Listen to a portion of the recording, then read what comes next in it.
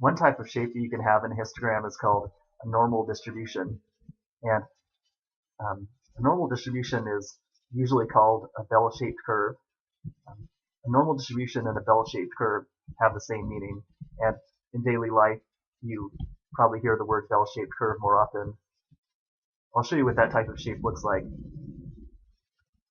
It just follows a bell like this.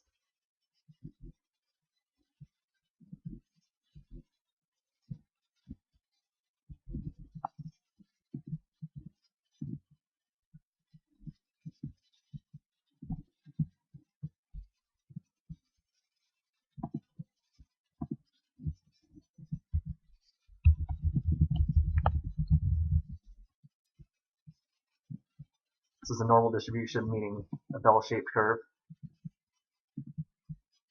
This is when the bars start off short at the left end, and then they gradually become taller, like this.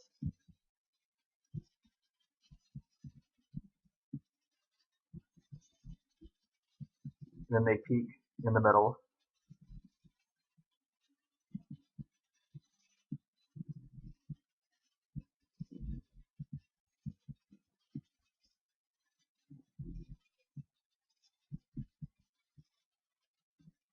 And then they start to gradually trail off toward the right end. You can see that this normal distribution curve is just outlining the shape of the bars. So whenever you see a normal distribution curve or a bell-shaped curve, just realize that it's just outlining the shape of the bars in a histogram.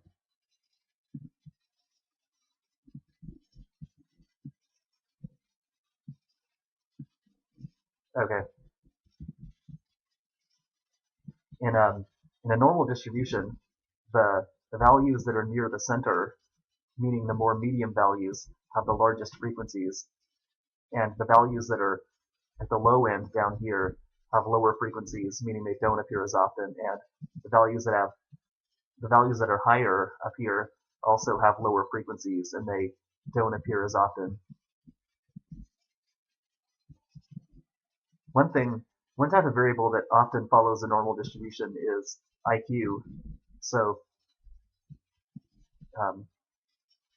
when you're with IQ scores, most people fall into the middle range of IQ scores in here, and then fewer people are at the low end of IQ down here, and then fewer people are at the higher end of IQ up here.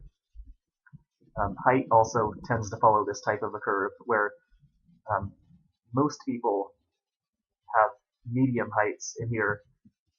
So heights between, let's say, 5 feet and 7 feet might have the tallest bars in here, and then there would be fewer people who were shorter than 5 feet tall, and fewer people who were taller than 7 feet tall, at least if you're talking about adults.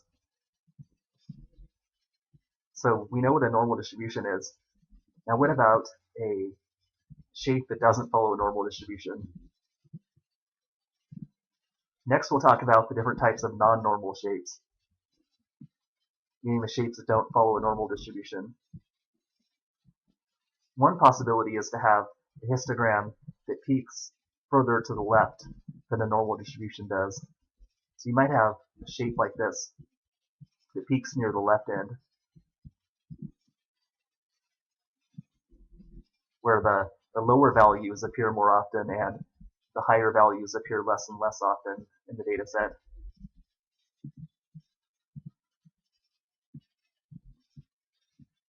So we can see that it peaks too far to the left to be a normal distribution. And this type of a shape would be called skewed to the right. And I'll tell you why it gets that name.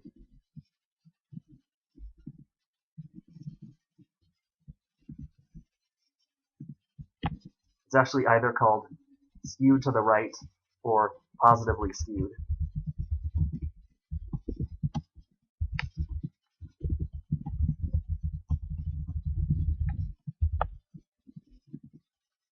It involves the direction that the graph is trailing off toward.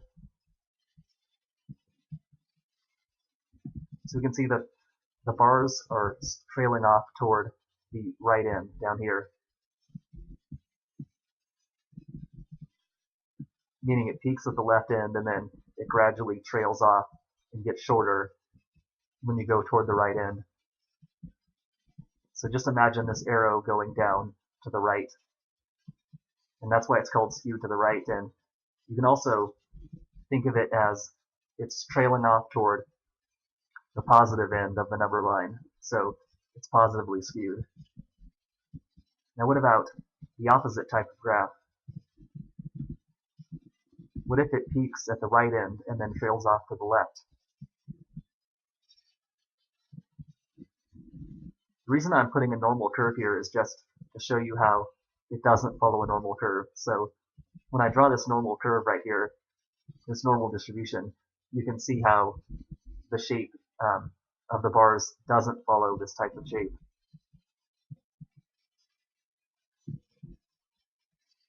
So we'll make one that peaks at the right end like this.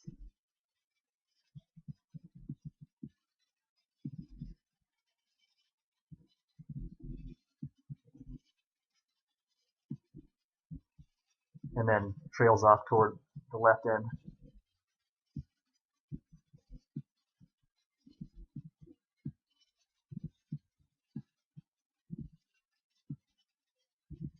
If we make an arrow, we can see that it's trailing off toward the left end.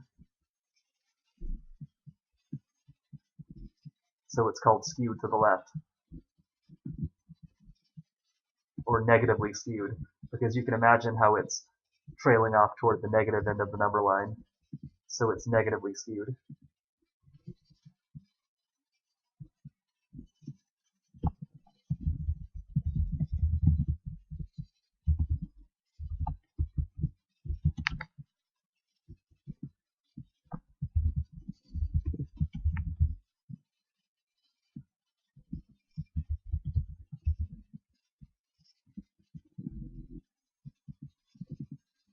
And you might be thinking that it should be the opposite, where it should be that if it peaks at the left end, it should be skewed to the left, and if it peaks at the right end, it should be skewed to the right. But it's actually not named that way. It's actually the opposite of what you would think it would be. The word skew to the right actually refers to the direction it's trailing off toward. It doesn't refer to the side of the graph that it peaks at. So if it peaks at the left end and trails off to the right, it's skewed to the right. If it peaks at the right end and trails off to the left, it's skewed to the left.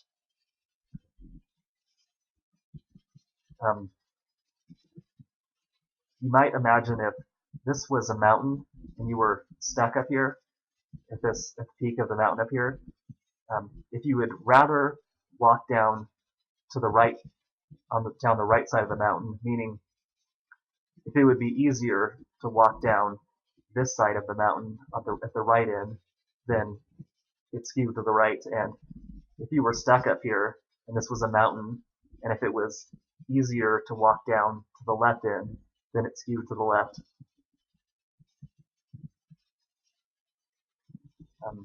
There's two other types of non-normal shapes I wanted to talk about, meaning when I say non-normal, I just mean shapes that don't follow a normal distribution.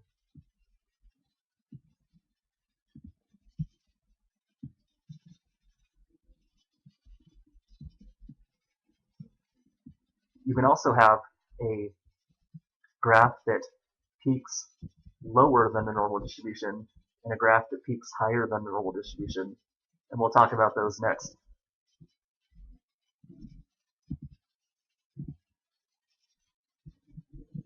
I'll copy and paste the normal distribution down here.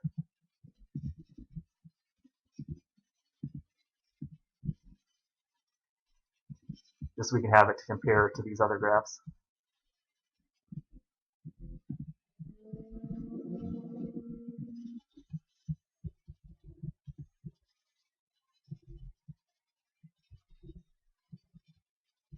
Let's imagine a type of graph that's flattened out, kind of like a pancake, or more like a pancake, where maybe it's not perfectly flat, but it's more flattened out than a normal distribution is. Something like this. Maybe not like a pancake, but more like a butt cake.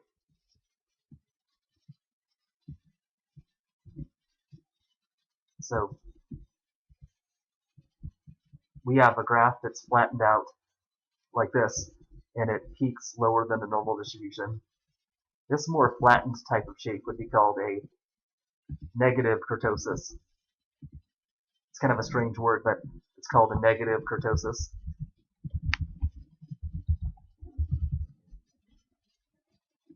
You can think of it as the word negative as meaning it peaks too low. So it might help you remember the name if you think negative means peaking lower than a normal distribution.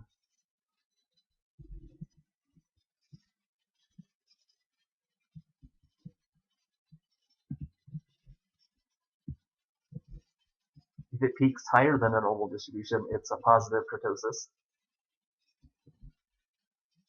What a positive kurtosis actually is when you have um, longer tails. I mean, the curve stays flatter longer, like this, and then it suddenly, or it more suddenly becomes taller, like this.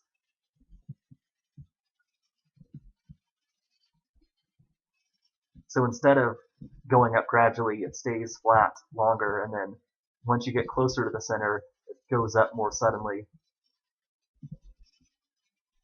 And then it goes up higher than the normal distribution, so it might even go up this high.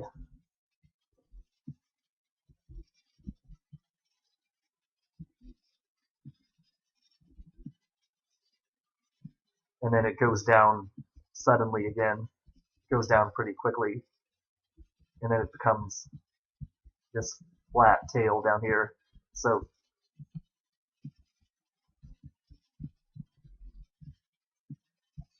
we have these flat tails, and then we have this sort of sudden peak in the middle, this sudden tall peak in the middle. It's kind of like you're taking a normal distribution and squeezing it inward like this,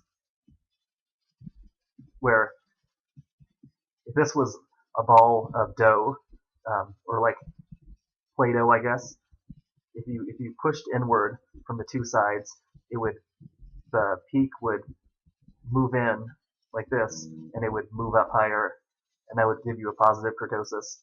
A negative kurtosis would be like if you had a normal curve made out of Play-Doh and you pushed down on it to smash it down, and it became a flattened shape like this.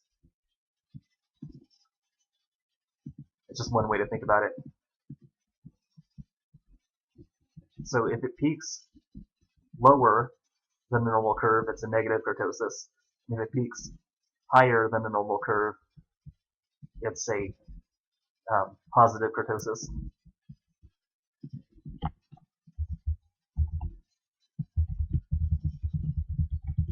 And negative kurtosis is more flattened out like this. And in a negative kurtosis, the heights of the bars are more similar. We don't really have a peak that really stands out very much. But in a positive kurtosis, we have a peak that stands out a lot.